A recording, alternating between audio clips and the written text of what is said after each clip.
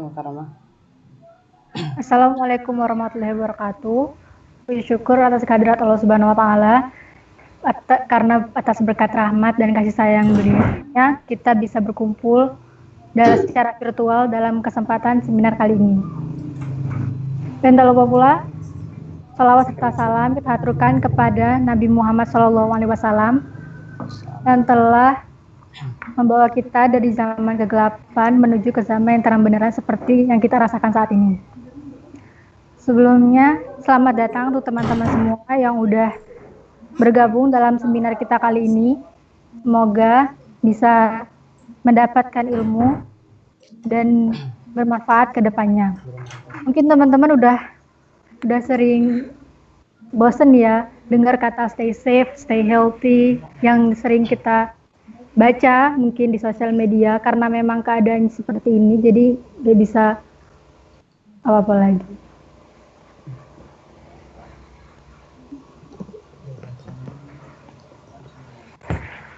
Dan kali ini seminar kita temanya adalah How to be Great Millennial with English yang akan dibawakan oleh Mr. Walada. Dan Mr. Walada kami persilakan. Oke, sebelumnya saya pengen tanya dulu, udah ada berapa peserta yang ikut? Udah ada berapa peserta? Udah ada berapa peserta? Udah ada berapa peserta yang ikut? 22, Sir. Oke, 22, never mind. Jadi udah nggak apa-apa. It's not about the number, but it's all about the quality of the people there. Jadi kalau Mr. bilang tadi bukan soal jumlah, tapi soal kualitas. Walaupun sekarang yang join pertama masih 22, never mind, nggak apa-apa. Karena orang yang sukses itu memang sedikit. Dan orang yang memiliki kemampuan yang tinggi, ingin bisa bahasa, ingin bisa apapun, itu memang sedikit. Maka kalau misalkan ada seminar-seminar penting atau kegiatan penting, kalau jumlahnya sedikit, ya memang wajar, kurang lebih seperti itu. Jadi memang bilang, it's not about the number, bukan tentang jumlah. Karena memang banyak orang sukses itu sedikit, maka dari itu bersyukurlah ketika kamu menjadi bagian orang yang sedikit tersebut. Oke. Bismillahirrahmanirrahim. Assalamualaikum warahmatullahi wabarakatuh. Waalaikumsalam warahmatullahi wabarakatuh. Alhamdulillah nasta'inu wa nastaghfiruh wa na'udzu billahi min syururi anfusina wa min sayyiati a'malina may yahdihillahu fala mudhillalah wa may yudlilhu fala hadiyalah. Asyhadu an la ilaha illallah wa asyhadu anna Muhammadan abduhu wa rasuluh la nabiyya ba'da. Allahumma shalli ala Muhammad wa ala ali sayyidina Muhammad. Ya, teman-teman, pagi hari ini kita beri kesempatan Allah Subhanahu wa taala untuk kumpul bareng di sini untuk belajar bersama. Sekali lagi saya berdiri di sini bukan sebagai seorang guru atau sebagai orang yang lebih pintar di antara kalian atau orang yang lebih berilmu di antara kalian, tidak. Bahwasanya di sini kita sama-sama belajar, kita sama-sama mencari ilmu. Maka sampai saat ini pun saya juga tetap mencari ilmu, walaupun memang saya juga pengajar tapi tetap mencari ilmu. Seperti itu teman-teman. Pertama saya ingin memperkenalkan diri dulu. Tentunya semuanya mungkin ada yang sudah kenal, juga mungkin ada yang belum kenal. Kalau yang belum kenal, saya ingin memperkenalkan diri. Kalau kata orang-orang bilang itu tak kenal maka tak sayang. Bagaimana kalian mau menyayangi saya kalau kalian nggak kenal saya? Dan bagaimana saya bisa menyayangi kalian kalau saya juga tidak kenal kalian? Maka persilakan saya untuk memperkenalkan diri. Perkenalkan, nama saya Muhammad Walada Jawari Rahmana. Biasanya teman-teman saya manggil saya itu Walada. Tapi kalau murid-murid saya, karena profesi saya adalah seorang guru bahasa Inggris, maka murid-murid saya selalu manggilnya Mr. Walada. Gitu. Mr. Walada. Kalau murid-murid saya yang bahasa Arab itu manggil saya Al-Akh Walada. Al-Akh kakak Walada, kayak gitu. Oke, Mister kalau enggak Al-Ah ya gitu ya. Tapi kalau yang bahasa Inggris pasti manggil saya Mister Walada. Oke, jadi kalau kalian pengen lebih akrab dengan saya, panggil saja saya Mister Walada. Buat kalian yang jauh lebih tua daripada saya mungkin bisa panggil saya Walada, tapi kalau yang lebih kecil bisa dipanggil Mister atau seumuran bolehlah panggil Mister kayak gitu, atau Walada aja nggak apa-apa, biar jauh lebih akrab. Oke, saya asli Kediri teman-teman, dan alhamdulillah saat ini profesi saya sebagai seorang guru di Kampung Inggris Pare. dan juga alhamdulillah sudah memiliki kursusan bahasa Inggris di Pare, di kampung Inggris Pare yang bernama Summer English Pare. So teman-teman nanti kalau pengen tahu silahkan dilihat di Instagramnya Summer English Pare. Nah lebih seperti itu. Dan yes, aku ingin cerita sedikit kepada kalian semuanya nanti yang akan merubah mindset kalian belajar. Oke, cerita sedikit tentang pengalaman belajar saya bahasa Inggris. Wow, saya mulai dari ketika saya SMP, SMA, SD, SMP, SMA. Teman-teman yang perlu kalian sadari yaitu pertama saya punya mindset bahwasanya Anda tidak perlu pintar untuk bisa bahasa Inggris. Anda tidak harus pintar untuk bisa sukses. Anda tidak harus pintar untuk bisa melakukan segala hal. Banyak sekali terbukti orang-orang sukses yang mereka tidak pintar. Banyak sekali orang-orang sukses yang mereka tidaklah seberuntung teman-teman yang lainnya. Sama seperti saya. Track record saya ketika saya SD, SMP, SMA, saya nggak pernah dapat ranking teman-teman. Saya nggak pernah dapat ranking. Ranking itu bagi saya nggak kenal ranking dulu SD, SMP, SMA. Karena kenapa? Saya menganggap diri saya dulu bodoh. Dan saya nggak pintar. Dan faktanya sekarang bisa bahasa Inggris. Maka syarat pertama yang ingin saya sampaikan, mindset pertama, kita tidak harus pintar untuk bisa bahasa Inggris. Maka kalau ukuran kita, wah aku nggak pintar nih, nggak mungkin bisa bahasa Inggris, itu salah. Oke?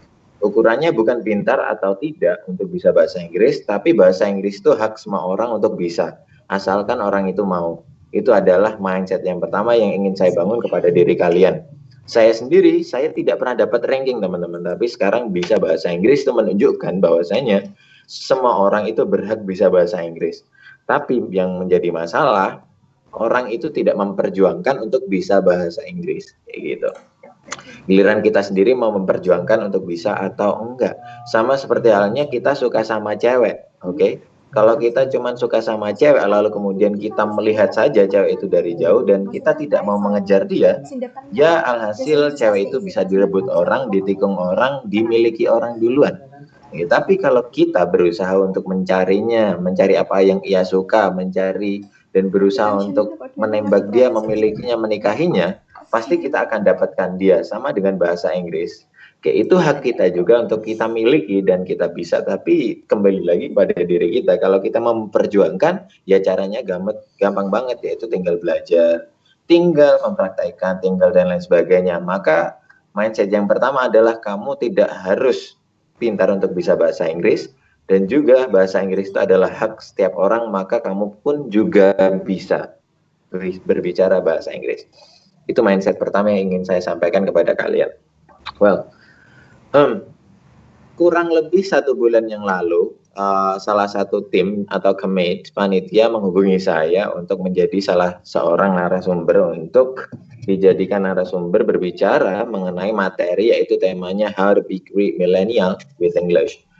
How to be great, bagaimana menjadi milenial yang mantap with English, menggunakan bahasa Inggris. Pertama kali saya mendengar topik tersebut, jujur saya juga agak sedikit bingung topik materi apa yang harus saya sampaikan, karena how to be, bagaimana untuk menjadi milenial yang bagus dengan bahasa Inggris.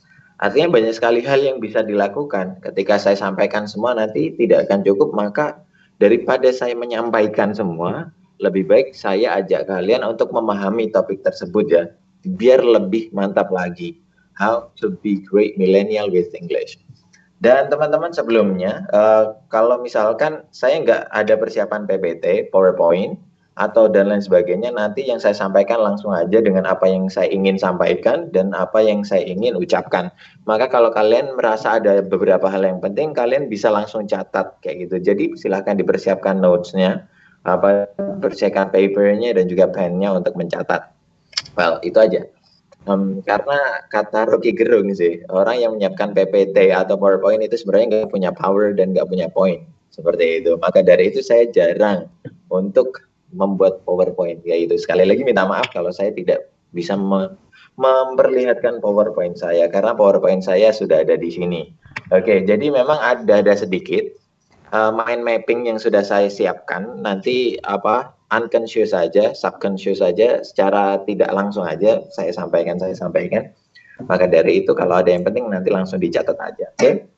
Well, how to be great millennial with English. Bagaimana menjadi seorang milenial yang mantap atau yang baik atau yang bagus dengan bahasa Inggris.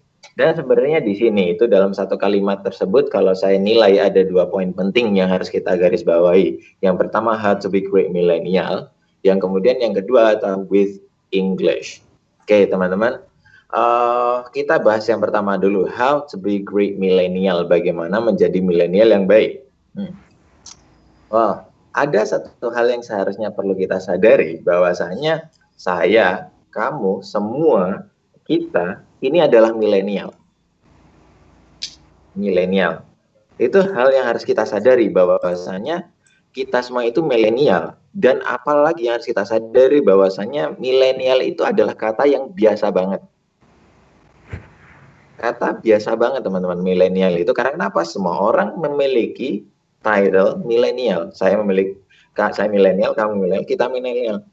Lalu apa yang membuat luar biasa? Karena ada imbuhannya great milenial. Milenial yang mantap, milenial yang bagus, milenial yang gokil. Seperti itu. Ada imbuhan great milenial. Jadi kalau dalam bahasa Inggris ada istilah head sama modifier. Head itu adalah yang dijelaskan, modifier itu adalah yang menjelaskan. Maka milenial ini biasa aja. Kenapa dia bisa bagus? Karena ada grade-nya. Ada grade. Ada grade itu mantap. Jadi istilahnya grade ini yang menjelaskan milenial. Kayak gitu. Jadi milenial yang bagus, milenial yang mantap, milenial yang gokil, milenial yang bla bla bla. Maka istilah milenial ini akan menjadi luar biasa ketika ada value-nya. Value-nya apa? Great. Maka di sini ada konsepnya how to be great millennial. Bagaimana menjadi milenial yang baik. Kayak gitu. Jadi sebenarnya istilah milenial itu biasa. Yang bagus itu apa? Yang membuat dia bagus luar biasa karena ada great-nya. Ada mantapnya. Maka teman-teman yang perlu kita sadari bahwasannya milenial kita ini biasa. Tapi kalau kita ingin menjadi bagus harus kita tambahi great. Oke, dan grade ini adalah nilai tambahan, value. Kalau dalam dunia bisnis itu adalah diferensiasi. Apa sih yang membedakan kita dengan orang lain, ya kan? Apa sih yang membedakan produk kita dengan produk orang lain? Istilahnya mencari karakteristik diri kita. Maka kalau Anda ingin mendapatkan title great millennial, maka kamu harus memiliki value lebih yang orang bisa lihat di kamu, karakter kamu lebih itu apa sih, value kamu lebih itu, nilai tambahan kamu lebih itu apa sih, hal yang membuat kamu spesial itu apa sih, hal diferensiasi perbedaan yang paling mendetail dengan kamu dan orang lain itu apa sih, kayak gitu. Produk kamu dengan produk lain itu apa sih. Nah itu kan kadang yang membuat keunikan sehingga kita dikenal sama orang. Nah itu adalah value yang disebut dengan great millennial. Maka milenial aku akan bilang kalau milenial itu adalah kata yang biasa. Yang membuat dia spesial adalah great. Misalkan saya tambahi smart milenial. Jadi milenial yang cerdas. Cute milenial yang imut. Brilliant milenial. Jadi milenial yang brilian. Maka sebenarnya gampang banget. How to be cute millennial, how to be brilliant millennial, how to be smart millennial. Itu sebenarnya kita tinggal menambahkan value apa sih yang spesial di dalam diri kita itu. Kayak gitu, gengs. Oke, mantap ya. Sudah masuk kok. Pokoknya kunci yang pertama kamu harus mencari value tambahan buat diri kamu. Biar bisa mendapatkan great millennial. Atau diferensiasi diri kamu itu apa sih yang membedakan diri kamu dengan orang lain. Oke, ini konsepnya masih general, masih umum. Oke, itu konsep yang pertama. Lalu tadi konsep yang kedua, with English adalah nilai imbuhan atau nilai tambahan. Mungkin kalau dalam bahasa Inggris bisa disebut suffix, tapi kalau bisa disebut juga dengan modifier. Dan itu banyak banget penjelasannya, tapi istilahnya kenapa orang bisa disebut great millennial? Karena ada bahasa Inggrisnya. Misalkan kalian melihat saya adalah great millennial karena apa? Kamu menilai Mr. Walade ini bisa bahasa Inggris mumpuni untuk dijadikan pemateri. Maka kalau misalkan materinya bahasa Inggris mungkin yang akan diundang, kalau misalkan materinya Jepang, itu mungkin yang akan diundang Jeremy. Jeremy. How to be great millennial with Japanese. Jeremy yang punya YouTube Nihomo Mantapu. Nah, how to be great millennial with Japanese. Mungkin kalau Skinny Babs, mungkin judulnya akan berubah, How to be great millennial with British accent. Mungkin kayak gitu. Maka dari itu British accent, Japanese, English ini adalah nilai tambahan. Jadi nilai tambahannya, kenapa orang bisa disebut dengan great millennial? Karena dia punya nilai tambahan. Nilai tambahannya apa? British accent, Japanese, smart, gokil, terus ganteng, cantik, dan lain sebagainya. Maka kita harus mencari nilai tambahan tersebut. Value-nya mungkin kalau kalian melihat saya, mungkin nilai tambahan saya adalah with English, bahasa Inggris. Kurang lebih seperti itu. Maka inti dari tema kita How to be great millennial with English adalah sebenarnya kita mencari value kita untuk bisa dinilai lebih dari orang lain. Kayak gitu. Kurang lebih kayak gitu inti dari topik kita pagi hari ini. Jadi nggak perlu saya jelaskan panjang lebar, sehingga PR kalian, kalau kalian pengen mendapatkan imbuhan grade, kalian harus mencari value atau diferensiasi diri kalian sendiri. Apa sih yang lebih unggul dari diri kalian? Bahasa Inggris kah? Bahasa Arab kah? Bahasa Jepang kah? Bahasa ini kah? Kalau di bahasa Inggris speaking kah? Grammar kah? Yang lebih unggul pronunciation kah? Di ini kah? Dan lain sebagainya. Itu ya, gengs. Right. Wow. Itu yang pertama. Poin yang pertama, penjelasan tentang tema kita. Lalu kemudian saya masuk ke poin yang kedua. Poin yang kedua yaitu, gengs, gini, ini adalah yang saya praktekkan dalam diri saya sendiri dan saya merasakan perubahannya tersebut. Apa? Kita memahami karakteristik diri kita sendiri. Kita memahami pola belajar kita sendiri. Kita memahami diri kita sendiri. Kalau kita nggak pahami diri kita sendiri, mana mungkin kita bisa tahu apa yang kelebihan kita. Maka dari itu aku katakan di awal tadi, saya SD, SMP, SMA itu nggak pernah dapat ranking. Anda tahu kenapa saya nggak pernah dapat ranking? Karena ketika SD, SMP, SMA, saya itu tidak bisa memahami karakteristik diri saya sendiri. Saya tidak bisa memahami pola belajar saya sendiri. Tetapi ketika kuliah, saya baru menyadari ternyata saya itu adalah anak visual. Maka ada 3 karakter atau pola belajar yang harus kalian pahami. Yang pertama adalah visual, kemudian yang kedua auditory, kemudian yang ketiga adalah kinestetik. Ternyata ketika saya pahami, saya adalah anak visual yang cara belajarnya itu dari melihat dan membaca biasanya. Oh, pantesan kenapa saya SD, SMP, SMA saya tidak dapat ranking, karena ketika itu saya tidak belajar, tidak membaca, kayak gitu.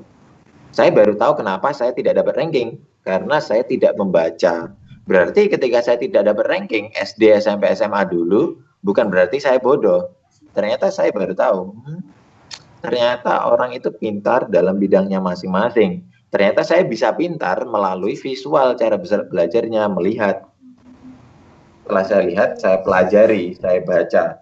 Nah, di situ saya langsung ada perubahan, teman-teman. Ketika kuliah, saya juga nggak menyangka, saya memang belajar dengan cara membaca, saya mencoba mendalami itu, kelebihan saya di situ, dan ternyata resultnya itu bagus. Saya pernah mendapatkan IPK terbaik 1 prodi manajemen, dan IPK-nya itu 3,7. Di kampus saya IPK 3,7 itu susah banget dapatinya. Kayak gitu. Karena di kelas saya yang dapat IPK 3, itu cuma 5 orang. Wow. Saya 3,7, di bawah saya itu 3,4, di bawah saya lagi 3,2, terus 3,1, 3,0, selebihnya 2, kayak gitu. Dan dari situ saya menyadari bahwasanya, oh, dengan cara ini keren ya, saya bisa belajar dengan cara visual, efektif. Kenapa nggak saya praktekkan SD, SMP, SMA dulu? Kalau saya praktekkan itu, pasti saya akan tahu. Nah, maka PR-nya adalah pelajari diri kalian, karakter kalian. Kalian belajar melalui visual atau enggak? Kalau melalui visual berarti cara kalian belajar itu adalah melihat dan membaca. Tapi kalau kalian dari auditori, jadi pola belajar kalian itu melalui pendengaran atau listening. Kalian akan mudah sekali mendapatkan pelajaran atau memahami sesuatu dari mendengar. Tapi kalau kalian kalau kalian tipe kinestetik, jadi kalian itu model belajarnya harus ada contohnya dulu. Ada contoh, kamu pelajari, lalu kamu bisa. Nah, kurang lebih seperti itu. Pelajari 3 ini, ulik mana diri kamu. Nah, nanti kalau sudah ketemu, barulah kamu fokus. Nah, intinya fokus, teman-teman. Fokus. Aku punya pertanyaan kepada diri kalian. Yes, tentang fokus. Ya, fokus. Fokus ini kurang lebih seperti ini. Anda tahu Cristiano Ronaldo kan? Kamu tahu Cristiano Ronaldo? Cristiano Ronaldo saat ini adalah seorang pemain sepak bola profesional.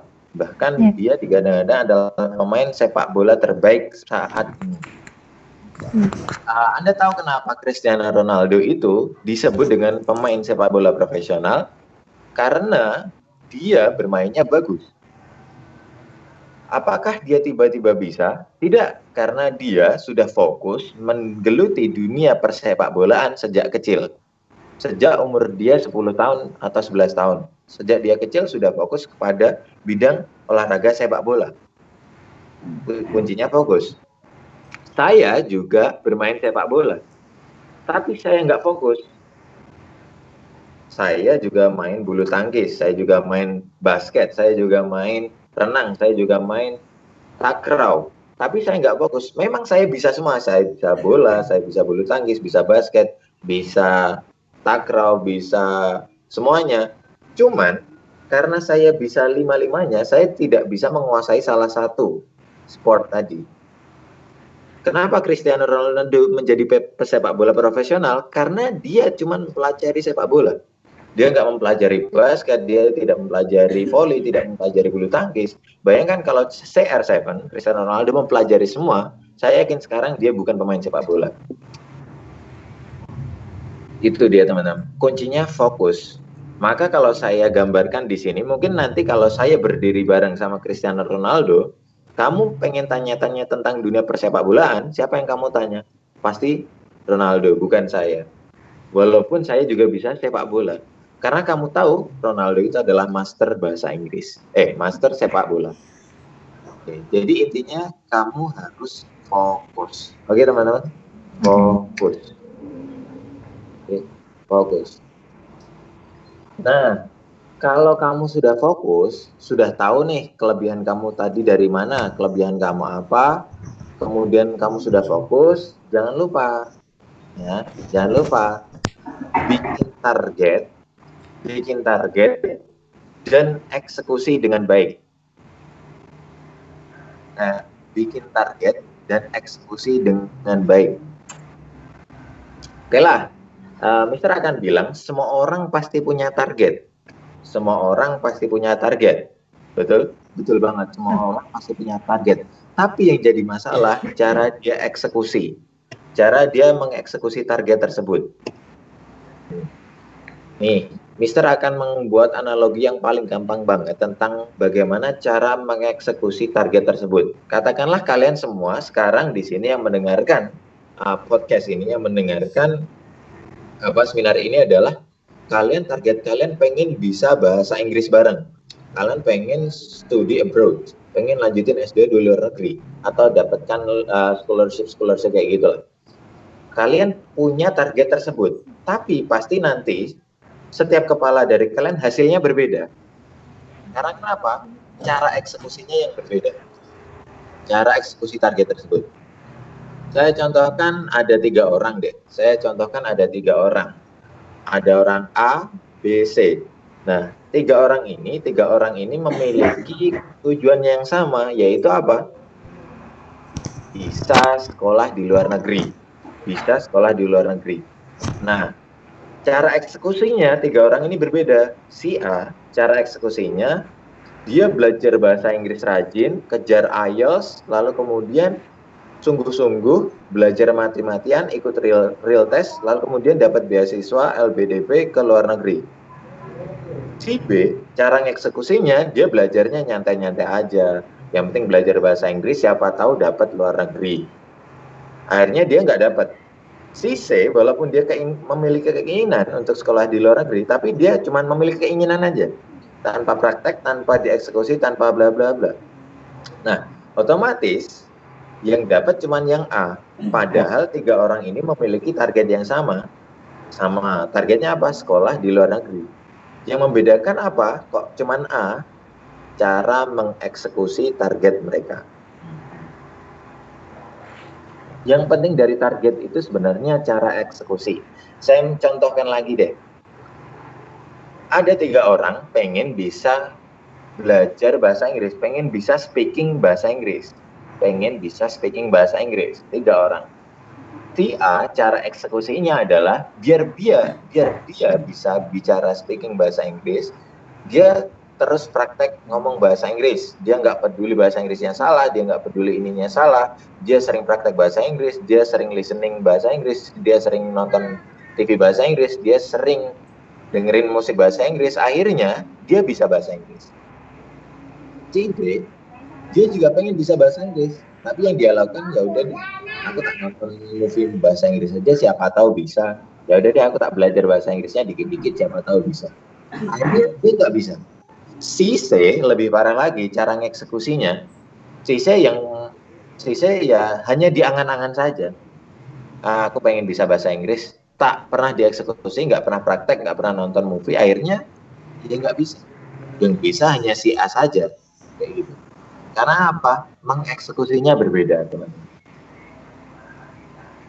Sekarang aku ingin ngajak kalian beranalogi lagi. Misalkan di depan kalian ada pintu nih.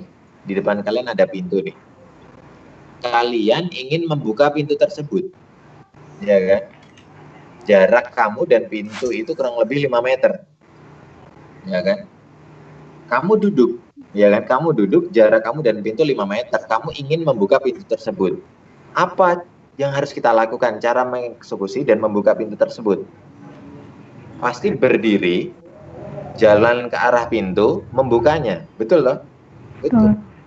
Tapi faktanya anak-anak sekarang nggak seperti itu. Ketika mereka punya target, mengeksekusinya nggak seperti itu. Saya pengen buka pintu tersebut, tapi hanya duduk saja. Hanya keinginan saja.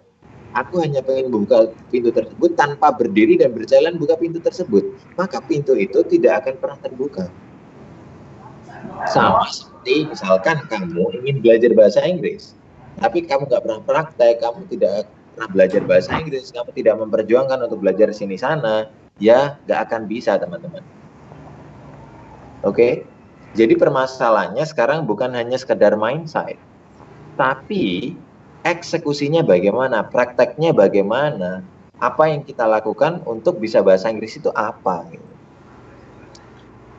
Sebesar pula usahamu akan sebesar pula hasil kamu. Maka hasil yang besar itu usahanya juga besar. Kalau hasilnya kecil sudah jelas, hasil usahanya pun juga kecil, teman-teman. Yes, itu berpengaruh terhadap hasil. Maka kalau kamu belajar bahasa Inggris dengan saya akan selalu tekankan proses. Hasil yang bagus pasti prosesnya bagus. Kalau hasilnya jelek ya prosesnya jelek. Maka kalau kita memperbaiki proses, memaksimalkan proses, otomatis hasilnya itu bagus. Wow, kurang lebih kayak gitu, teman-teman. Nggak usah banyak-banyak yang harus saya sampaikan, karena sebenarnya poinnya adalah yang di pengucapan saya tadi, kalau kita ngikut dengan topik How to be Great Millennial with English. Jadi seperti itu. Jadi inti dari pembicaraan kita di sini adalah yang pertama, carilah diferensiasi atau carilah nilai atau value lebih dari diri kamu, agar supaya kamu memiliki title Great Millennial, bukan hanya sekadar milenial. Kayak itu. Lalu kemudian yang kedua adalah pahami karakteristik diri kamu. Ya, kamu belajarnya melalui apa? Kalau sudah ketemu, fokuslah dalamin. Oke, fokuslah dalamin. Lalu kemudian yang ketiga tadi adalah eksekusi target kamu dengan baik. Kayak gitu aja, nggak usah banyak-banyak. Mungkin teman-teman setelah ini yang punya pertanyaan seputar tentang materi atau seputar tentang bahasa Inggris, silahkan ditanyakan. how to be confident, bagaimana biar pede ngomong bahasa Inggris. Mister, grammar itu penting nggak untuk speaking? Mister, ini itu gimana? Saya malu bagaimana belajar bahasa Inggris dari nol ini dan lain sebagainya. Tanyakan aja. Oke? Tidak usah malu. Malu bertanya sesat di jalan. Oke? Saya kembalikan ke moderator. Terima kasih atas waktunya. Wassalamualaikum warahmatullahi wabarakatuh. Waalaikumsalam warahmatullahi wabarakatuh. Terima kasih kepada Mr. Wulada atas ilmunya. Dan sekarang kami buka sesi tanya jawab. Apakah ada teman-teman yang ingin bertanya, bisa langsung diketik di live chat ya.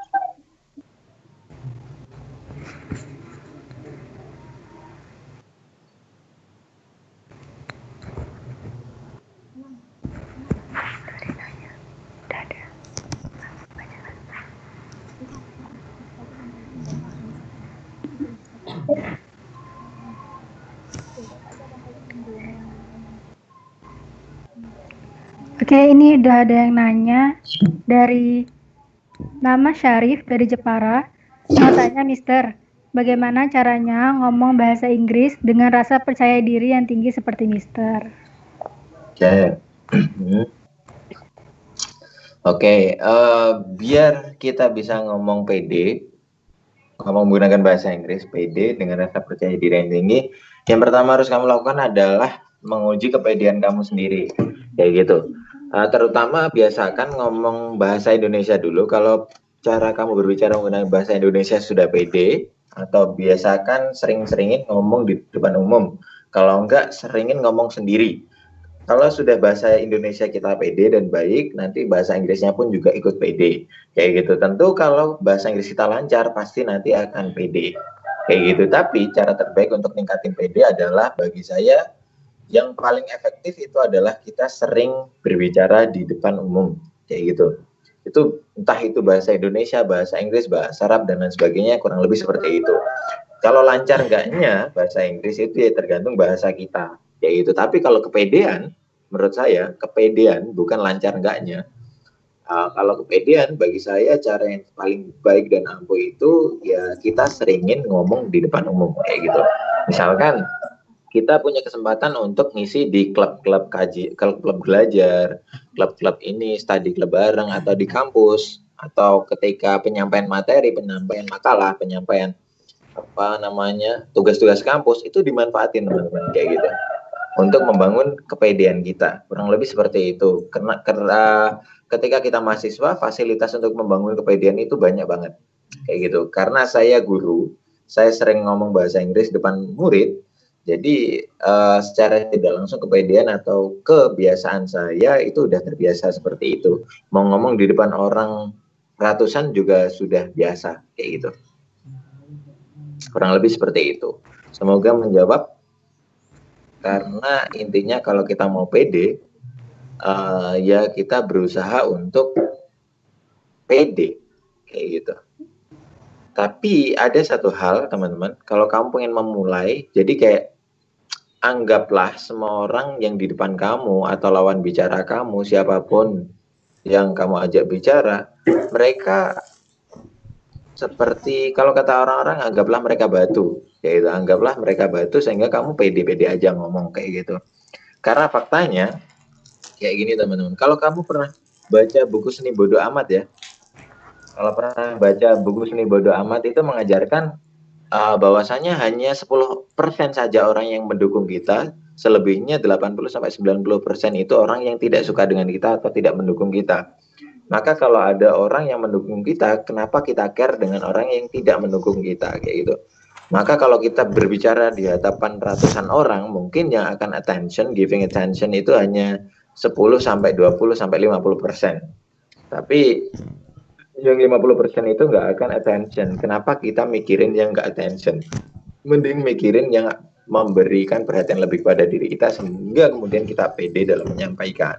Oke, tentunya kalau kita pengen pede, yang satu hal yang harus kita kuasai adalah materi. Materi harus kita kuasai biar dalam penyampaian kita juga pede juga. Oke, gitu aja. Semoga menjawab. Ada lagi? Ada, Sir.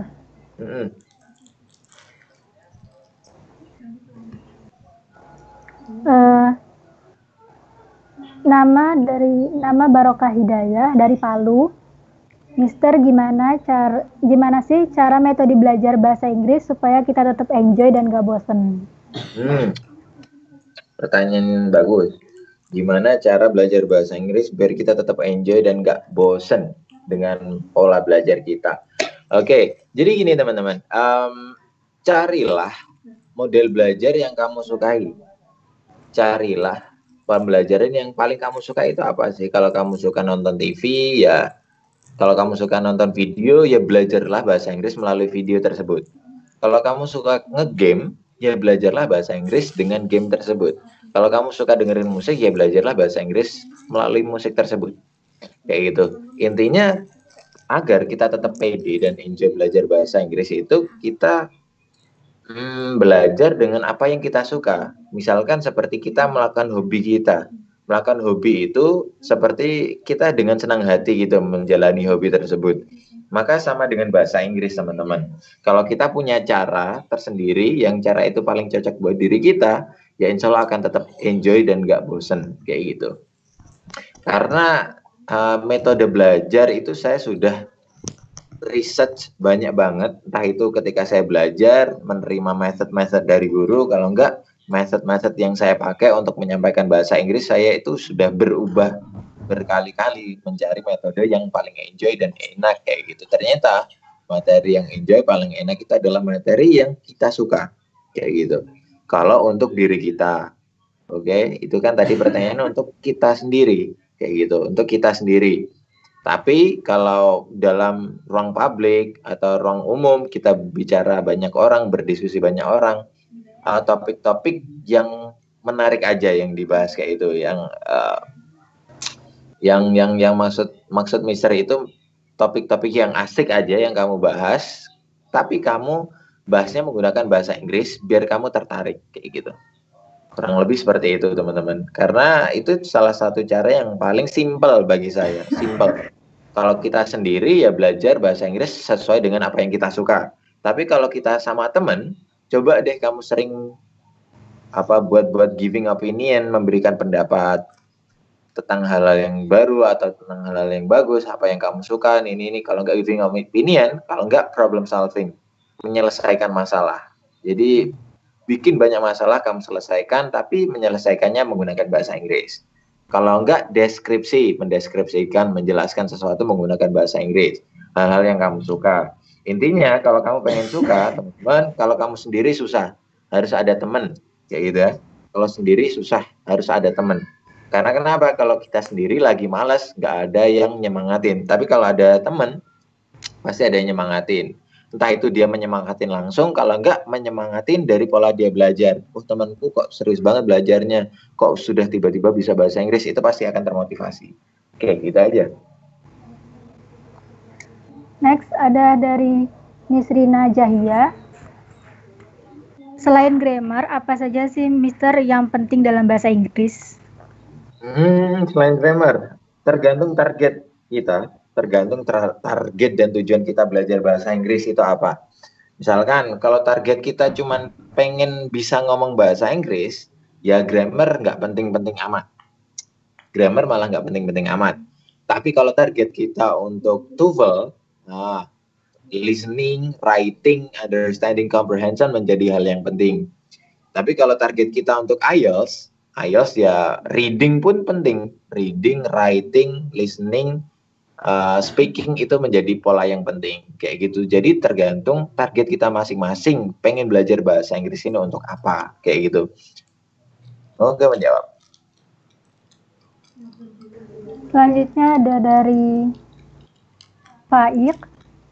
Di saat kita belajar untuk melancarkan kemampuan bahasa Inggris kita, kadang ada yang nyinyir dengan mengatakan, lu so Inggris, lu nggak nasionalis. Bagaimana kira-kira kita menanggapinya, Sir? Nah, lu so Inggris, so nasionalis. Oke. Gini, gimana ya?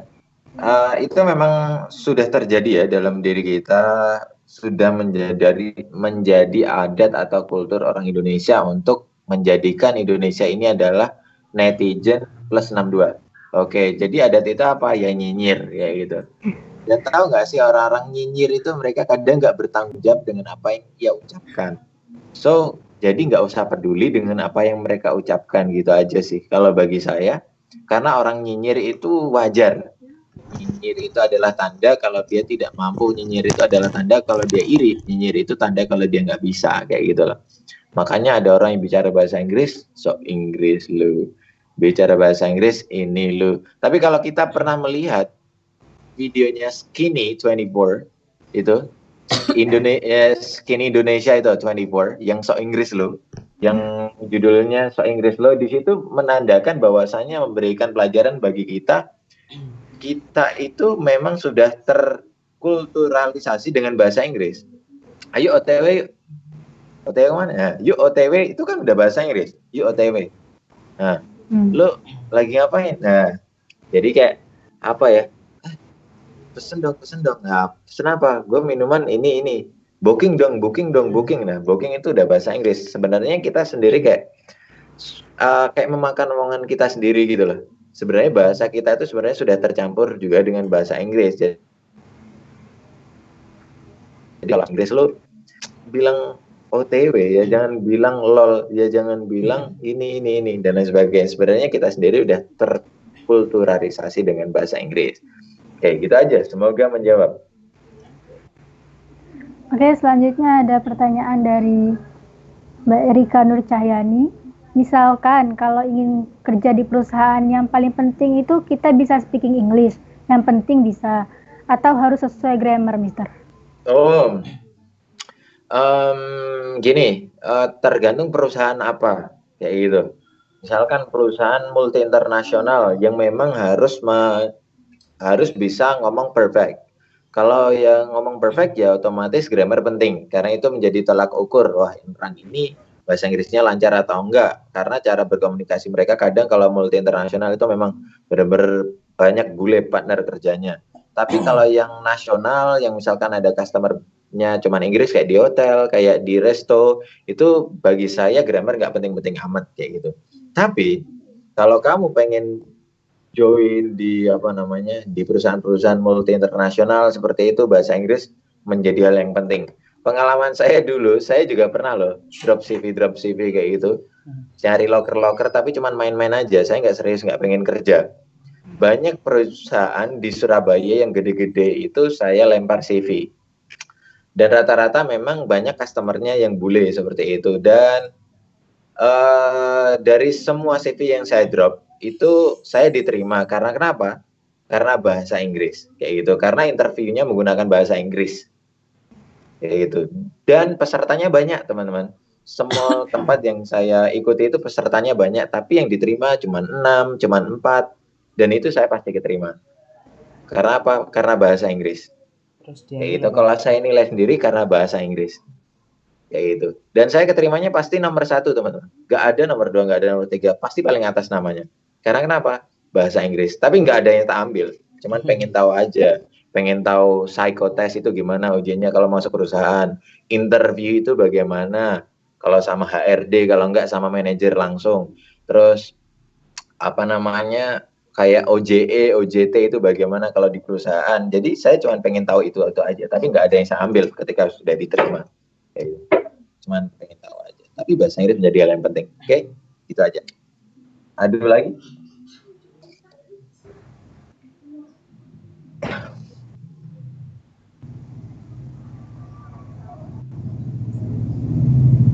Ada dari